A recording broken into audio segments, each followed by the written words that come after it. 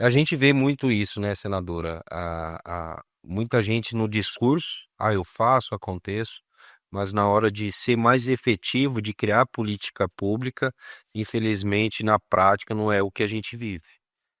E nesse sentido, a gente vê realmente esse empenho da senhora, onde eu vejo, normalmente se vê hoje muito pelas redes sociais, a situação de os políticos influencers. Ah, quem mais lacra. Sim. É O uma competição o de lacração, Isso, que tudo parece que isso é lá. trabalho, né? Isso, isso. E na realidade, muitas vezes, se você olhar a fundo, efetivamente não passa só do like. Pega aquele momento que a sociedade está vivendo e fala o que a sociedade precisa ou quer ouvir naquele determinado momento e simplesmente estou trabalhando, mas na realidade Não é o trabalho. não é um trabalho. E aí, nesse sentido, como que você está vendo isso? Porque na realidade, hoje a gente vê, nós tivemos o presidente Bolsonaro eleito, onde tinha um mínimo de estrutura de tempo de TV e onde as redes sociais foram fundamentais nessa construção, né. Foram fundamentais, mas a gente não pode esquecer, você é legislador, você é um membro do poder legislativo, né. Que faz um vereador, o que faz um deputado estadual, o que faz um deputado federal, o que faz um senador ou uma senadora? Nós legislamos, fazemos as leis e fiscalizamos. Então tem gente que pensa que o parlamentar, quanto mais ele aparece na rede social e lacra, ele está trabalhando. Não, você tem que entrar lá no site do Congresso Nacional, olha lá quantos projetos de lei apresentou, qual é a relevância, porque tem gente que apresenta projeto de lei sem relevância nenhuma. Pega muitos vereadores simplesmente só muda o nome de rua. Exato, e não é isso, você tem que estar atuando, você tem que numa vereança, por exemplo, você vota o orçamento municipal, você tem que estar ali atuando naquilo que realmente interessa, né. Acabamos de votar, por exemplo, o plano plurianual, Uhum. entendeu, que visa aí os próximos 4 anos do nosso município de Maracaju e realmente tem uma responsabilidade muito grande nisso, né. Porque isso limita a atuação do poder executivo, né. Então as pessoas precisam saber, por isso eu louvo, e estava com a Laura agora, um abraço Laura, Laura da TV Câmara, da importância de ter uma TV aqui, das pessoas estarem sendo informadas. Você é um comunicador, excelente comunicador, e às vezes há vereadores e vereadoras que entram sem saber o que um vereador faz, ou um deputado, alguma coisa assim. Mas isso não é o drama maior. O duro é depois de entrar, não querer se informar e achar que a atividade é lacração. Então, acima de tudo, Robert, o diálogo. Gente, o Brasil não se resume a 2 homens. O Sim. Brasil tem 214 milhões de brasileiros. Então, eu acabei de dizer num evento agora que eu não olho isso, se eu tenho empatia com o vereador, com o deputado, eu vou tocar projetos com você, sendo você, se eu gostar da tua forma de agir, o seu forma de trabalhar, não vai me importar a tua sigla. E essa capacidade, essa possibilidade de dialogar, de trocar, porque é você que está aqui na ponta, né. É Sim, importante a gente priorizar isso. vamos voltar lá para a eleição, quando a senhora foi eleita.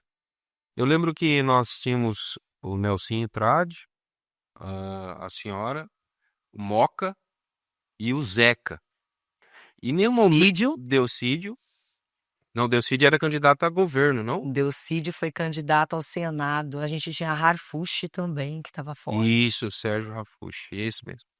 Mas se falava muito de uma vaga era do Nelsinho, Né, Miglioli, tínhamos Miglioli que era entendeu? candidato do Marcelo governo, Michele. Isso, que era ali na composição do governo. do governo. Isso. Em nenhum momento se cogitava que você entraria nessa briga. E veio a grande surpresa realmente nessa vitória. Como que você está vendo a próxima eleição? Como que você está vendo essa reeleição da senhora? Porque a gente sabe que a senhora é candidata à reeleição de Senado. E nesse sentido aí, como que você vê que o estado de Mato Grosso do Sul está vendo esse trabalho da senhora visando agora a próxima? Bom, naquele momento em 18 eu fui a única mulher candidata, num total de 13 candidaturas, né. Eu não aparecia em nenhuma não apareci em nenhuma pesquisa. Porém, na quinta-feira anterior ao domingo da eleição, eu apareci em 5º lugar na pesquisa divulgada. Só que, naquele momento, e eu não tinha recurso para fazer pesquisa. Eu tinha feito apenas uma pesquisa anterior, bem anterior, mas anterior ao início da campanha, inclusive. Então, eu não tinha recurso para isso e aí eu apareci em 5º lugar, no domingo eu estava eleita. E nós estamos trabalhando agora numa reforma eleitoral em que o Instituto de Pesquisa, para poder divulgar uma pesquisa, ele vai ter que apresentar 3 últimas pesquisas naquele que tem que divulgar. Por quê? Porque é possível, sim, dentro dessa ciência dessa pesquisa, dentro da ciência da pesquisa, é possível você, sim, fazer A pesquisa ter acaba influenciando o eleitor, né? Porque o influencia. eleitor por si só, ele não quer perder a eleição, ele Exato. não quer perder o voto.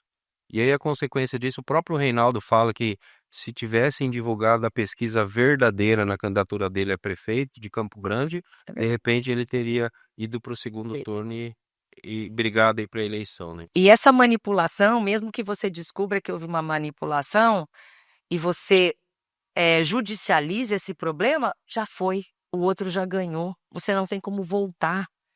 Então é algo grave e pensou-se inclusive também em apenas o instrumento da pesquisa não ser divulgado, mas ser pelo menos um norte para o candidato ou a candidata que eles consigam melhorar a sua atuação e saber numa quali, por exemplo, o que o eleitor espera de você, o que o eleitorado espera de uma senadora, de um vereador.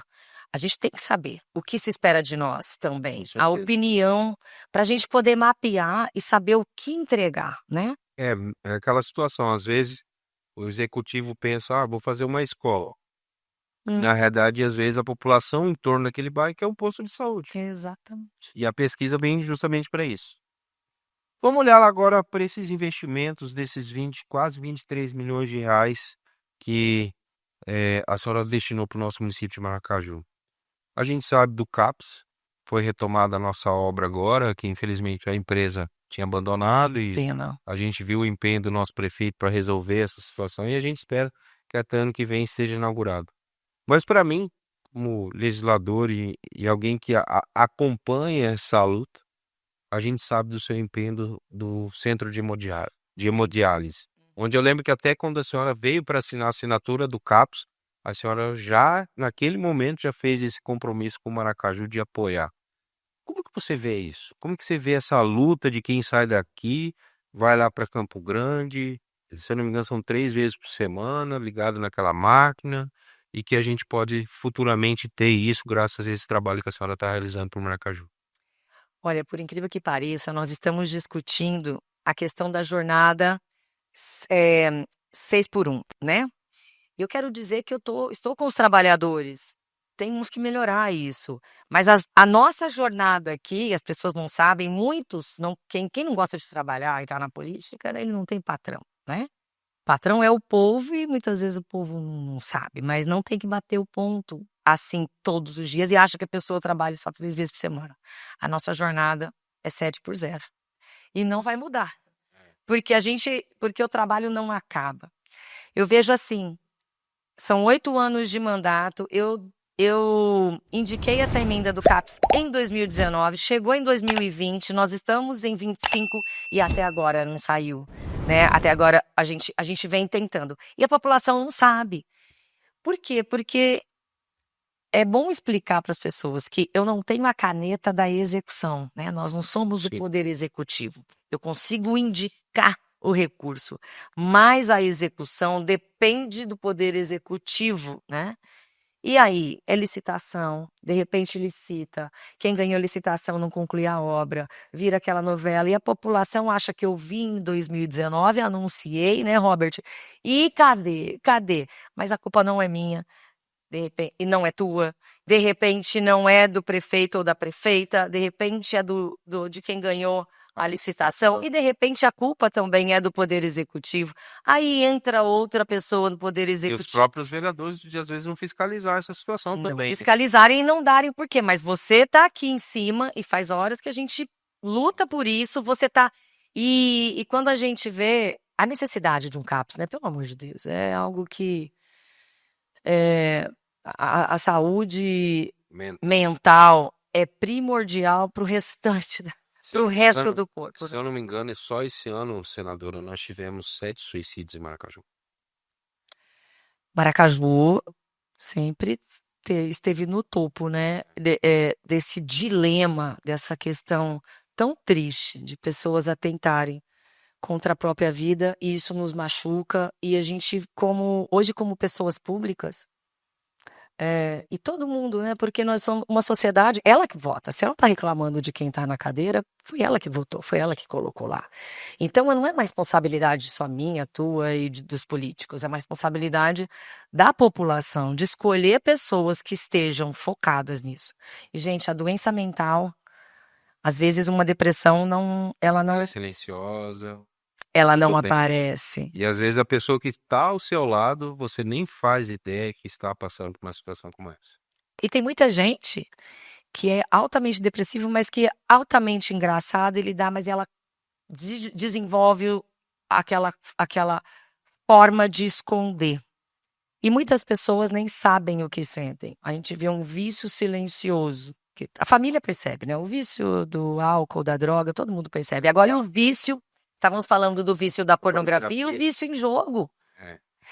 Como é que você às vezes não percebe que a pessoa está viciada, e pessoas atentando contra a própria vida, a vida de outros, por dívida de jogo. Então, gente, isso é algo seríssimo, seríssimo. Fiquem de olho nos seus parentes, nos seus amigos, para detectar. E não é frescura. Tá? Não é frescura e não é falta do que fazer. É grave, é sério. E Maracaju precisa sair dessa situação, né? Com certeza. Agora que a gente falou do vício das apostas, até eu gravei um vídeo após esse trabalho que a senhora fez da CPI da Betts, e a gente viu e a gente tem visto, até tinha um ex-colaborador meu que, inclusive, já convidei, ele vai estar vindo aqui para estar dando depoimento deles de como que foi que ele perdeu o casamento, ele se separou, ele quase se perdeu a vida, porque ficou endividado e teve internado para poder ter essa luta contra a Betts. Como que isso às vezes virou essa epidemia silenciosa, onde muitas famílias não fazem nem ideia, entendeu? Quando do vai, que está acontecendo, quando tá lá no aonde despertou essa situação para startar essa discussão? É uma propaganda muito diferente, que influencia mesmo. A gente está falando às vezes de grandes influenciadores, mas tem muitos influenciadores locais, mudando de vida e todo mundo vê, né? Mudando de vida, vírgula, porque ele está contratado, não é um jogador ou uma jogadora mudando de vida. É uma pessoa contratada, tá? Aí, nós descobrimos posteriormente que ela joga em outra plataforma, numa plataforma cujo algoritmo está manipulado para ela ganhar, tá? Então, cuidado. E aí surgiu essa questão e eu fiquei incomodada. Eu fiquei muito incomodada. E aí eu pedi a abertura da CPI e fui eleita a relatora da CPI. E naquele momento eu até não entendia quase nada sobre isso, só que eu, como relatora, eu parei esse período e me dediquei 89% do meu tempo, porque o tempo é curto de uma CPI, para entender. Hoje eu converso sobre isso, hoje eu sei quem está envolvido nisso. E nós tivemos, porque o problema, assim, não é só a evasão de divisas, que é o dinheiro fugir do Brasil.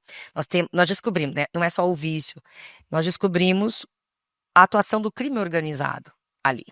Lavando esse dinheiro de droga, de armas, de tráfico, tudo via Betts. O país com um problema de uma pandemia da saúde mental, sendo que esse colaborador, esse ex-colaborador, ele te contou quanto que ele pagou mensalmente pela clínica? Não, ainda não. Pois é, mas depois seria bom ele contar. Porque, gente, o Brasil não está preparado para a saúde pública para atender este problema. Este problema você trata em poucas clínicas no Brasil, no mínimo R$ 15.000 por mês. Tratamento mínimo, quando a questão é grave, de 6 meses. E mesmo assim, saindo, um adulto, de repente, não pode ficar sem ter alguém de olho. De olho. Cuidando que ele tá vendo no celular. Exato. E muita gente devendo para agiotas. Então, são casos e casos e casos de pessoas. Aconteceu um dos casos que eu vou contar aqui, porque as minhas redes sociais, os meus canais viraram um canal de informação e de pedido de desespero. Desespero, eles me pedem dinheiro, assim, para pagar o agiota. Eu não tenho, imagina, Brasil. Imagina. Eu me lembro de um dos vídeos que a senhora repostou de um influencer, se não me engano, do Paraná, que ele contou que ele teria sido contratado pela plataforma, onde ele ganharia por cada post que seria feito pelo link que ele ia disponibilizar no Instagram dele. Uhum. E que ele mudaria de vida. Ele mudaria de vida radicalmente. E aí, nesse sentido, ele, por conta da credibilidade que ele tinha com a cidade que ele morava, ele não aceitou e trouxe isso a público, justamente mostrando e respaldando essa situação que muitas vezes as pessoas não fazem nem ideia. Simplesmente olha aquela situação bonita que aparece no Instagram, que é tudo a mil maravilha e É alegria. tentador, né, para qualquer Porque pessoa. todo mundo quer resolver a vida fácil, né? É tentador e parece, em tese, que é um joguinho inofensivo. O tigrinho da sorte, a cobrinha do não sei o quê. Não tem nada de sorte, é puro jogo de azar. E esse cidadão, ele falou pro agiota que estava já ameaçando a vida dele, ele falou assim, não vai adiantar você ameaçar. Ele falou assim, eu vou atentar contra a minha própria vida. Ele falou, aí o agiota falou para ele o seguinte, não vai adiantar porque eu vou atrás da sua mãe. Ele só tinha mãe. O que ele fez? Executou a mãe e depois fez uma autoexecução. Tô mudando os termos, gente, para não pegar as palavras-chave aqui, para não dar gatilho, né?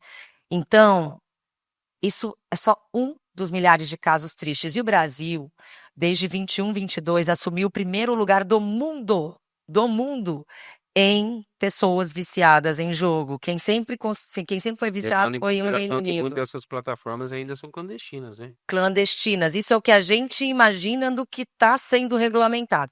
Então, com o relatório da CPI, é a primeira vez que um relatório não é aprovado no prazo de 10 anos por um voto. E teve um voto que não valeu porque o senador Isalci, eu sempre ressalto o nome dele, ele votou sim ao relatório, senador Isalci, mas o voto dele não foi computado porque os titulares estavam lá e ele era suplente. Mas ele votou sim. Por que você acha que não foi aprovado? Lobby político, lobby, com todo respeito. Foi pesada a influência dos envolvidos nisso no meio do envolve muito dinheiro. Parlamentares. Pois é, mas eu sofri, inclusive, calúnia, difamação, porque eles tentavam me parar e nunca conseguiram. Hoje eles colocaram as digitais. É só você ir lá ver. E eu tive, durante o período da CPI, até agora, nesse pós, porque independente de um relatório não ter sido aprovado, eu já encaminhei este relatório para as autoridades competentes, porque eu estive sim, eu me deparei com crimes e crimes e crimes, com relatórios de informação financeira. Pela vida? Sim. Ameaça velada, ameaça de olhar, ameaça nas redes sociais, ameaça nos meus canais particulares. E aí a questão é muito, muito complicada, mas é muito complicada mesmo. Então, de qualquer forma, eu me deparando com os crimes que eu me deparei diante dos documentos, porque a Polícia Federal nos ajudou, o MPF nos ajudou, a Receita Federal nos ajudou, o COAF nos ajudou, eu tinha todo um aparato para construir o relatório. Então, tudo aquilo, passando ou não, agora eu não entrego ele com o nome é um relatório da CPI. São 17 indiciados e 17 ou 18 propostas de projeto de lei para minimizar ao máximo os danos dessa atividade que virou em tese legal. Mas o importante é o seguinte, não aprovar um relatório pela primeira vez, depois de todo esse auê, sabe o que fez com as autoridades? Foi um tiro no pé dessa turma, porque acendeu a luz. Epa, tem uma coisa de errado. E foram as autoridades competentes para terminar a investigação e oferecer uma denúncia, elas me ajudaram a construir. Sim. Então eu tenho credibilidade, graças a Deus eu tenho credibilidade. Ainda aguentei muita pancada, inclusive calúnia. É difícil, viu? Mas sobrevivemos. E infelizmente isso se vive muito na política, né? Hoje, olhando para o quadro geral, hoje, por exemplo, Maracaju não tem nenhuma vereadora. Para a mulher, a política, como que é? Para a mulher é muito difícil. E nós estamos fazendo a reforma do Código Eleitoral. A maioria da população brasileira é mulher, a maioria do eleitorado é mulher. Eu sempre comecei as reuniões, quando se fala em mulheres na política, eu começo assim, isso assusta muitas mulheres. Eu começo agradecendo aos homens por eu estar aqui. Eu agradeço aos homens. Os homens de fora do poder, os homens conscientes, eles têm um apreço por nós.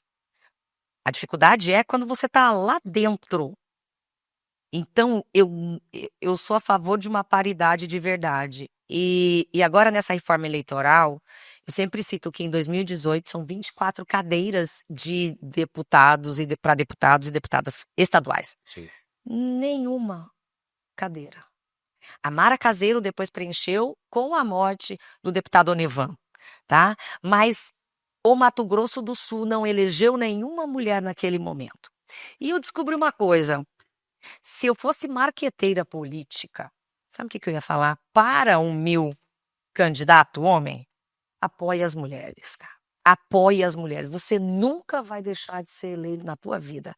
E eu tenho aqui, ó, eu fiz uma proposta de emenda. Nós estamos discutindo a questão de garantir pelo menos 20% das cadeiras. Aqui são 11? São 13. 13. Então, 20% teríamos de mulher. Garantido, tá? Mas abrindo mão de muitas outras questões, como 30% de candidaturas, eu estou falando em efetividade. A gente não pode retroceder em nada, né? Mas eu fiz uma emenda para ver realmente quem vai colocar o dedo lá, quem vai deixar. Fiz uma emenda de 50-50. Porque você sabia que Cuba tem paridade? México, Nicarágua tem paridade. Eu estou falando da América Latina. Bolívia tem paridade, Chile tem paridade e Argentina. Nós estamos atrasados porque é muito bom quando nós temos um grupo político em que se completa. É porque é aquela situação da democracia, né? É a discussão de ideias. E nada mais justo do que você ouvir as próprias mulheres, entendeu? E elas participarem efetivamente dessa discussão, inclusive votação para que possa discutir política pública a favor delas. É porque decidem a nossa vida sem nem falar com as mulheres, né? É como decidir a vida de uma certa parcela da população que tem uma certa vulnerabilidade, sem ouvir essa parcela da população. Quando a gente Que vê é o que normalmente se faz na política. faz. Eu conversei, eu ajudo muito lá o Instituto dos Cegos, né? O pessoal que é deficiente visual, e eu convidei na eleição de 2020 o então diretor lá do Instituto dos Cegos de Campo Grande, porque eles né? Eu ajudei com emendas e tudo. Falei, vocês não têm um representante, são mais de 6.000 pessoas com deficiência visual no Mato Grosso do Sul, e vocês não têm ninguém. Eu tô chamando vocês, aí não consegui, ele não sei o que houve, ou a pessoa, é difícil, né, ter a coragem de entrar na política e acreditar em alguma pessoa que como eu quero abrir horizontes, né? Então, eu trato da vida da pessoa, de determinado setor, determinada classe da população, determinado segmento, sem sequer ouvi-los. Tá errado, no máximo uma audiencinha pública sem nada, só para inglês ver, porque a maioria é, né, Robert? Então, chega disso. E eu te falo, você tocar nesse assunto, como um político homem eleva você de uma maneira tal, pode investir na mulherada que você nunca vai deixar de ser eleito. Não, hoje eu vejo, de um modo geral, a maioria das empresas que têm sucesso são lideradas por mulheres. E a mulher por si só, ela tem algo que é totalmente diferente. Enquanto o homem é muito emoção, a mulher é muito razão. Você acha que é isso? Eu acho, porque assim, Que leitura diferente, né? As eu pessoas acham que a vejo, mulher... eu vejo assim, o homem quando ele briga com a esposa em casa, ele não rende no trabalho. Não rende. Não rende. Sério? Não rende. Agora a mulher não. A mulher tá ali toda plena, tranquila, casa tá pegando fogo e tal, e ela, Crislane tem um mérito aí, ó, vou bater palma pra ela. Ela é fera. ela é o meu braço direito, entendeu? Isso. E a gente sabe até, a gente pode até falar um pouquinho desse trabalho É. que vocês estão construindo junto aí, que é da defesa pessoal para as mulheres, né? Robert, Mato Grosso do Sul, neste ano atingiu o ranking de feminicídios. 17, né? Tá em primeiro lugar das 27 unidades da federação. Eu me pergunto por quê, igual a questão de Maracaju sobre essa questão de atentado à própria vida. Por quê, né?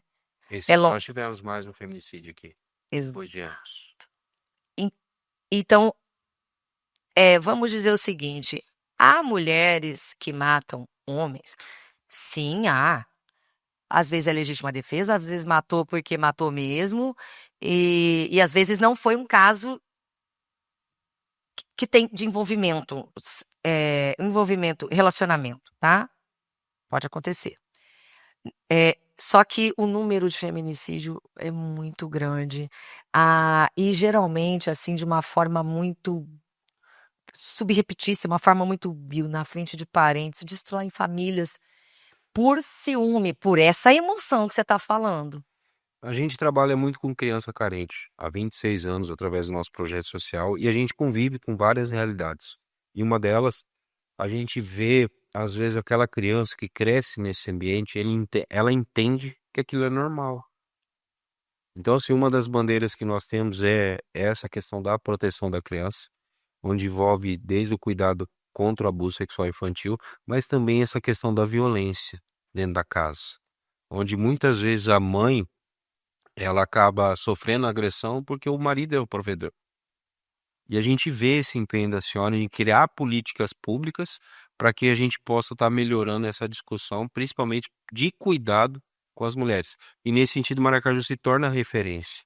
A gente vê a Meire toda empenhada, a nossa primeira-dama, o pessoal do FAC ali, o pessoal da Coordenadoria da Mulher, realmente sendo referência, inclusive a outros municípios, pedindo esse apoio para que a gente possa estar criando política pública. Da mesma maneira, a gente vê isso a nível de Estado com a nossa primeira-dama, a Mônica. Muito, muito. Entendeu? O que nós precisamos fazer mais para garantir, na sua visão, senador? Bom, o feminicídio já é o ponto final dessa história de violência. Às vezes começa no empurrão, né? Claro, mas também, às vezes, nunca encostou o dedo, mas a violência psicológica é enorme, a violência econômica, financeira é enorme, tá? Então, muitas mulheres que passam a ouvir sobre isso, elas achavam que não sofriam violência e sofrem. Aí os filhos vêm, a tendência é seguir, né? E então você tocou num ponto de extrema importância, a liberdade econômica, tá, da mulher. Isso é de suma importância, elas não podem depender. Porque existe uma dependência às vezes emocional, né? Isso já é difícil, às vezes a mulher ela é provedora, mas ela não consegue sair daquele ciclo vicioso, daquela situação de uma vulnerabilidade tal. Eu me recordo uma vez nós tínhamos uma cliente aqui no escritório. E aí todo final de semana ela sofria agressão. Final de semana é sempre, feriado e final de semana. E aí chegava a segunda-feira aqui, ela vinha relatar as agressões. E nós sempre aconselhando ela a fazer a denúncia. E aí chegava no ponto de levar ela até a polícia, ela não quer. A última vez que ela apareceu aqui no escritório para conversar comigo, eu falei, olha, eu não vou vestir meu kimono e vou lá bater no seu marido. A senhora tem que tomar uma atitude. E a atitude é a denúncia. E aí, nesse sentido, a gente vê realmente também esse crescimento. E eu acredito que seja também por conta dessa discussão mais ampla. E aí identificar o tipo penal, identificar que o crime foi por raiva da mulher. Foi por um ódio que muitos homens ainda carregam. Ele chega a ser inconsciente, é um tanto quanto cultural. Porque desde os primórdios, eu tenho lido muito sobre isso, e quem que tentou Adão? É. Sempre é ela. Então ela é, entendeu? Então assim, Se ela não tivesse levado a maçã, ele não tinha pecado. e aí começa daí um trabalho que complicadíssimo. Então, para a gente mudar isso, mudar a cabeça das crianças e principalmente essa questão de o teu trabalho o trabalho do projeto é importante demais, a escola é importante, a participação na escola, você ali consegue identificar crianças que estão sendo abusadas. Então, esse alerta e esse trabalho de autodefesa, porque nós estamos sim lançando inclusive com a participação de vocês, da Crislane, inserindo vocês nesse projeto nosso de defesa pessoal, de graça, pessoal. Nós vamos fazer, mulherada vai ter aula de defesa pessoal. Porque se você conseguir, pelo menos, como é que fala? Ela, Mobilizar, ou fugir, ou dar um soco, dar um golpe que não mate, tá? Mas pelo menos se defenda, né? que eu tenho projeto que é não letal, né? Das armas não letais, que é o spray de pimenta, que é o taser. Gente, eu não consegui fazer andar no Congresso. A mulherada pode ter arma hoje em dia, mas não pode andar com spray de pimenta. Nós não temos. Então, nós temos que ter uma forma não letal, gente. Até porque não adianta achar que nós vamos fazer um botão do pânico no celular, no Não. aplicativo, alguma coisa nesse sentido, e que a mulher em casa vai apertar e que vai surgir do nada um policial, até porque às vezes o nosso efetivo é Não, muito. não dá. Esquece porque, ai, tem que melhorar. Não, eu testei várias armas não letais, né? Spray de pimenta e tudo, fiquei com o olho ardendo, taser, tudo. Eu andei e eu sei, é possível. Você, no mínimo, você pelo menos consegue fugir, né? Uma arma, muitas mulheres acabam se defendendo-se além, né, do necessário, e acaba indo para a cadeia, né? E sem a intenção de matar, porém era foi uma forma que aconteceu, né, às vezes por culpa, mas não é isso que nós queremos. Nós queremos é proporcionar essas mulheres e abraçar uma causa dessa. O Albertinho não tem preço. Tem valor e o valor é algo valor de uma vida. É isso aí. Quanto vale uma vida? É que nem eu falo. Uma vez eu tava numa padaria tomando um café e aí eu vi um aluno meu. Tava ali esperando para pegar um pão amanhecido do dia anterior. Aí eu chamei ele e falei, não, hoje você vai tomar um café digno. Aí pega um pão fresco, pega presunto, mussarela, margarina, leite. E aí eu recordo quando eu fui pagar, o dono da padaria me questionou, por que você fez isso? O pai dele é um alcoólatra. Aí a minha resposta foi, ele não tem a culpa que o pai dele é um alcoólatra. Às vezes, uma ação como essa muda a vida. Eu já presenciei várias situações e que realmente a gente vê essa falta de se colocar no lugar do outro, isso de modo geral. Empatia. Vamos chegando para o final, uma conversa.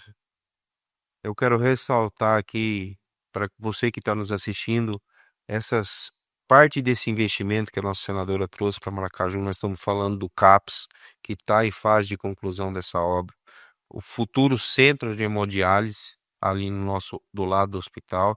Hoje a senhora aqui entregando brinquedos para a nossa rede pública municipal de ensino, porque às vezes, e aí nesse sentido eu quero parabenizar o meu presidente da Câmara, o Renner, por essa visão, porque eu também tenho muito dessa visão do cuidado com a criança, e se fosse pelas crianças a gente não precisava nem fazer eleição, mas na realidade, às vezes esse cuidado do futuro da cidade é na base.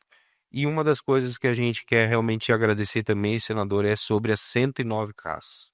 Então a gente já está lá em início de construção, Graças a espero. Deus. Então realmente a gente fica aqui grato pelo seu empenho de trazer esses recursos para o nosso município de Maracaju, de ajudar nessa administração do nosso prefeito Marcos Caldeirão. E eu gostaria que você pudesse deixar sua mensagem final. E desde já quero te convidar também para a senhora estar participando comigo, porventura, numa outra passagem aqui na nossa Rádio Cidade, no nosso Fala Comigo lá, sexta-feira de manhã. Eu que agradeço, estou aqui até procurando um dado que eu acabei de falar. De 24, eu tenho, olha só, entregando esses brinquedos. E eu sei que as crianças aqui em Maracaju, fiscalização de vocês, o empenho de todos, toda a classe política tem em todas as salas ar-condicionado, professores que recebem capacitação, crianças que têm merenda, que têm uniforme digno, bonito, lousa digital. E eu perguntei para a criançada hoje, porque aqueles brinquedos, brincando se aprende. A escola tem que ser atrativa. E eu até falei que muito daqueles brinquedos a gente só vê em rede privada. Com certeza. Elas não têm a mesma chance, as mesmas oportunidades. E hoje lá com a criançada, eu perguntei para eles se eles têm banheiro. E se eles têm filtro, né, lá na escola. Aí tem banheiro. Essas crianças que estão recebendo aquele nível de brinquedo, né?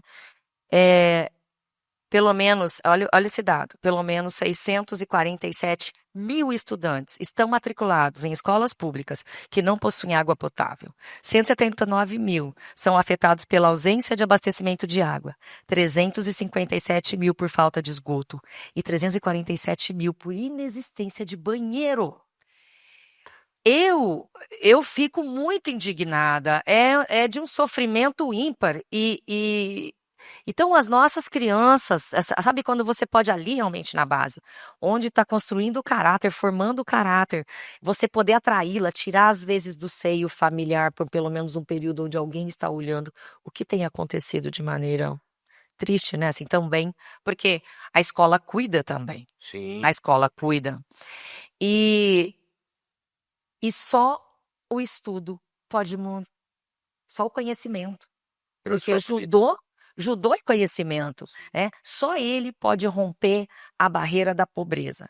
E você ter alunos que a gente consegue igualar, ou pelo menos chegar perto da oportunidade que que as crianças da escola privada têm, gente, é um sonho. E trabalhar para terminar mesmo. Existe um ditado que diz, né? Nada resiste ao trabalho. Eu digo ao trabalho inteligente, porque eu vejo gente trabalhar de sol a sol com honestidade, mas ela não teve acesso à educação, então ela não trabalha com a mesma sabedoria. Quando você é trabalhador, quando você tem uma construção de um caráter e você tem uma condição de raciocinar, o trabalho inteligente, esse sim rompe barreiras. E as mulheres, eu sempre digo, a gente tem que estudar dobrado do que os homens para nós sermos respeitadas na política. As mulheres pretas têm que estudar 5 vezes mais para ter um mínimo de respeito, porque eu me faço respeitar. Quando eu não me respeito, eu me faço respeitar muito porque eu devoro a matéria que eu tô, sabe? E quando eu não sei, eu vou atrás mas sinto quando o bicho pega. Graças a Deus eu tive mãe e pai que exigiram muito de mim e que hoje eu sou muito grata. Ninguém vai se arrepender por ter estudado. Todos podem se arrepender por não ter estudado. Então, parabéns pelo seu trabalho. E eu, sim, sempre gostaria de estar aqui e apoiar o projeto maravilhoso que é o projeto do Instituto Pequeno Cidadão, que há 26 anos forma cidadãos, cuida de vidas. Isso é impagável. Obrigada. Quero realmente te agradecer também por esse apoio ao nosso instituto. Hoje o instituto ele é além de Maracaju, nós já estamos há 3 anos em Hidrolândia. Esse ano abrimos em Rio Brilhante e agora no segundo semestre estaremos abrindo em Jataí. Então, realmente só demonstra o Parabéns. trabalho e quando a gente tem essa responsabilidade e essa credibilidade, a gente consegue apoio como o da senhora para a gente poder continuar nessa luta a favor de transformação de vidas. Esse é o 26 anos, não são 6 meses. Então já tem uma história. Por isso você pode continuar contando comigo, para que eu continue investindo para crescer cada vez mais e levar essa bênção para todos os municípios do nosso MS. Obrigado, senadora. Até. Eu quero aqui te entregar um presente. Isso aqui é um livro sobre os 100 anos de Maracaju, onde a gente está contando histórias de pessoas de Maracaju. Desde o tio Rael, que vende um cachorro-quente histórico aqui na cidade. Ainda está vendendo esse cachorro Ele, quente? infelizmente, veio a óbito. Mas quem conta a história é a história do filho. Temos a história do seu Celso Villani, que veio lá do Rio Grande do Sul e que fez essa questão do agronegócio também na cidade de Maracaju. Temos a história Maravilha. da capital política, aí, onde a gente tem os nossos 2 governadores daqui também. Algo Entre raiz. outros, a história da festa da linguiça. República de Maracaju, né? Isso. E na verdade, eu quero te dar esse presente, Obrigada, te agradecer pela presença, que Deus continue te abençoando muito. E dessa maneira a gente está encerrando aqui o nosso Fala Comigo, onde quero te convidar a toda sexta-feira de manhã participar comigo lá na Rádio Cidade também, a partir das 9 horas. E você pode estar nos acompanhando também no YouTube, Instagram e Facebook. E desde já quero também te convidar a seguir essa senadora que realmente tem essa identidade com o nosso município de Maracaju. Que Deus te abençoe. Obrigada. Obrigado. Olha, curta aí, comente e compartilhe, tá? Abraço. Deus abençoe.